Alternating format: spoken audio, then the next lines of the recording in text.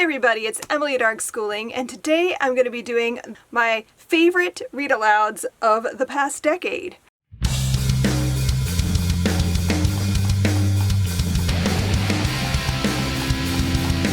I read aloud to my kids, as you probably know, and I recently did a video about my favorite books of the decade that I had read personally for myself, and so I thought it'd be fun to do a second video talking about the read-alouds that I think made the biggest impact or that I just really liked doing. This is the list we've come up with as our favorite read-alouds from the past 10 years.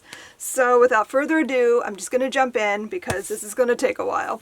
First up, I want to talk about Watership Down. You knew this was going to be on the list. I mean, I'm sure you thought it was going to be on the last list, but I decided to put this in the read-aloud because that is how I fell in love with it again, really, is reading it with my kids. This book is such a great read aloud if you can get past the strange language, which I think actually the way he wrote it, I feel like it kind of rolls off the tongue in a way that is actually not that hard to read aloud, if that makes sense. But this story is about rabbits, but not really. And it's about this adventure they go on to find a new home, and it's beautiful, and the characters are so just well written, and you just fall in love with them and you want to be a rabbit and live in the warren. And I love this story so much. I love reading it with my kids. I cannot wait till I can read it aloud in a couple of years with my youngest. My youngest is 10, and this past fall, I want to say, we read The Invention of Hugo Cabret by Brian Selznick, and she just fell in love with this book. So it has to make the list because she's just getting into stories, really. Like, in the past 2 years, I would say, she's really starting to, come to love reading. For her to tell me this was her favorite book, then I have to include it. This is an interesting story to read aloud because it's partially print like this in prose, but then a lot of the story is told in pictures. It's much faster than it looks like. This book is huge, but it reads very quickly. This book sparked so much interest for her. She got really into black and white film and learning about how movies were first made, and she wanted to learn how to make her own movies. So many great rabbit trails from this one. But it's also just a really lovely story about a boy finding his place in the world and unraveling this mystery and helping this seemingly grumpy old man to find himself again. It's such a lovely book. Let's talk about another book I'm sure you guys were expecting to be on my last list, and that is the Ark of the Scythe trilogy. I would consider that we did as read aloud, even though we didn't actually read aloud this one. We started this as I read it and I loved it, and I passed it on to my kids to all read, and then when Thunderhead came out, we were all so excited. We did it as a read aloud, and it was such a great experience reading it aloud, and now we're currently reading The Toll together, and these books are great read-alouds for your teens because they're just so meaty. There's a lot going on, and if you just read it on your own, there's so much that can just maybe go over their head, or maybe they'll miss some of the nuance and some of the philosophical discussion. So it's great to read them aloud because then we can stop after a chapter and go, okay, let's unpack all of that and talk it out and speculate, and it's just so much fun reading these aloud with teens. I highly recommend it. And honestly, these are great to read for anybody, but they're excellent read-alouds.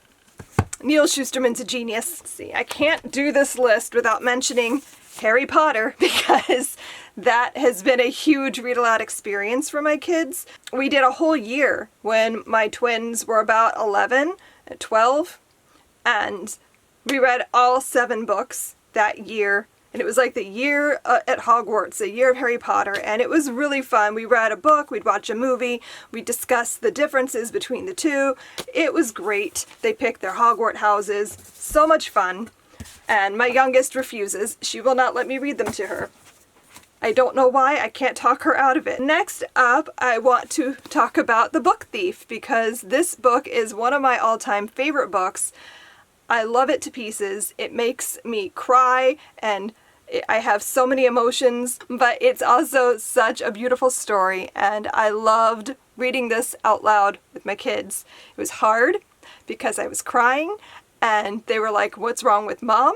But it's such a good story. And if you're in the ARG book club, we did this at the beginning of the book club. This is our first choice. I think we did this back in September. And you can go back and find the live show. Maybe I'll link it down below for you if you wanted to check that out and see me get overly emotional. But yeah, this book is so good. It's yet another World War II book. I read a lot of those, but this is such a unique perspective from the war. It's told by Death. Death is narrating the story, so that alone, I love a book with a quirky narration. Like, I just love that. It's so different and interesting, and I enjoy that a lot. But also, it's a story about World War II from the perspective of the people who were living in Germany and maybe didn't agree with what was happening and how they coped and dealt, and it's just such a beautiful story. I love it so much. It's gorgeous. I have Nation by Terry Pratchett. We've done a few Terry Pratchett books. This is the one I feel like made a great read aloud. But all of his books are great for reading aloud because they are so quirky and there's so much going on. Like, there's always just so much happening. I think it works really well as a read aloud because then we can, like I said, we can pause, we can talk it out, we can like reflect on things that were happening that maybe they might have missed, or connecting pieces of the story. This one is great because it's a standalone. This is not one of the Discworld books. It's about these people who are washed up on an island, and they think they're all alone, and they're kind of rebuilding, and it's such a great story. It's about what do you do when you lose everything, and how do you come back from that? And I have a lot of feelings about this book, and Terry Pratchett's writing is always awesome and just really, really interesting, and the way he writes is just so great. Next up, I have The Evolution of Calpurnia Tate. This is one of my favorite books ever to read aloud, just because it gives me the opportunity to play with accents. This is obviously Southern, so I get to do lots of Southern accents, which I grew up in the South, so I'm pretty familiar with that. I love Calpurnia as a character. She's just so endearing, and her trying to find a way to become a scientist, and she wants to be just like her grandfather, and it's turn of the century, 1899, and that is just not a thing that girls could do, specifically Southern girls who are to be debutantes and just look pretty and get married, and so she's fighting against that, and this story is just so sweet, and it just makes you want to fight for her so much. I loved reading this aloud with my kids, and I cannot wait because this is going to be something I'm going to be reading with my 10-year-old, if not this spring, probably next fall. It's coming soon because I can't wait to read it to her. One of my 10-year-old's favorite books is The War That Saved My Life by Kimberly Brubaker Bradley. We read this, I think, last year. No, year before last. She was 8 when we read this, and then right after, like the following year, we read the sequel, The War I Finally Won. And this series is just fantastic. It's World War II, again, like a lot of my favorites, but it's about a girl in England and her brother, and she's born with a club foot, so she's crippled, and her mother treats her terribly. She's trapped in her house, and she's never allowed to leave. She's not allowed to learn to walk, and her life is just terrible and contained in this tiny box. And when the war happens and they're starting to send the children away to the countryside for safety, she sees her chance at freedom and she takes it, and she runs with her brother to get on the train and go live in the countryside with a woman named Susan who is not prepared to take on children. And the story of Ada and Susan is just one of my favorite things in literature. It's just so beautiful how their friendship and their family unit develops, and I love Ada so much.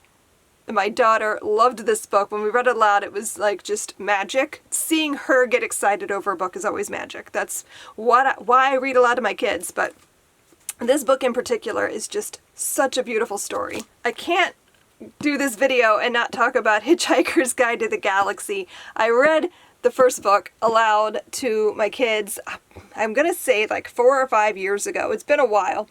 And it made a huge impression on my son Riley. He got really into science fiction. That was sort of like the gateway to science fiction for him. And he dressed up as Arthur Dent for Halloween one year. It was adorable. I have pictures that he probably will not let me show you, but it was so cute.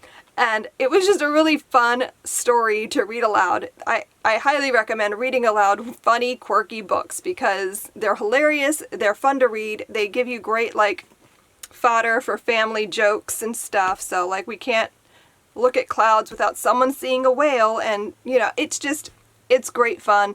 And it's just such a cool story to read aloud, and I keep saying we're going to read the rest of them, but we have not. I have no idea if the rest of the books are as good. Let me know if you've read the rest of the series, if it's as good as the first book. I'm kind of afraid because we love the first book so much that I won't be as impressed with the rest of the series, but you know, I do have the whole thing in this bind-up, which by the way is from Barnes & Noble if you're curious, because it's gorgeous. The last book I have to talk about is The Night Journey by Catherine Lasky. This is a very short book. It's a novella, and I read this aloud a few years back, and I just thought it was the most, like, beautifully told story. This is a story about a Jewish Russian family who was escaping Russia during the pogroms at, like, the early 1900s, I believe, maybe the late 1800s. And it's the grandmother essentially talking to her granddaughter and telling her the story of their family and how they came to live in America. And there's like a little side character in here who I can't even think about it without wanting to like dissolve into a puddle of tears and feelings. This book is beautiful, and there is a companion story called Broken Song, I think, that I'm planning on reading in 2020 because I've had it. I bought it like a year ago, but I found out it existed because I loved this book so much. So I don't know if I'm going to do that one as a read aloud. I might just read it to myself. It's another novella, but it's beautiful and it's short, so it makes for a nice quick read aloud if you feel like you won't have time, especially with teenagers. I know it can be hard to read aloud with teens because there's just so much going on and so much school, so books like this that are nice and short and sweet make great read alouds. Those are the books I wanted to talk to you about. These are the books that I feel like made the biggest impact for my kids, for me, reading them aloud. These are the favorites. What have been the read alouds that made the most impact in your family? Let me know down below in the comments and we can talk about it. Thanks so much for watching, and I'll see you guys in my next video. Happy reading. Bye!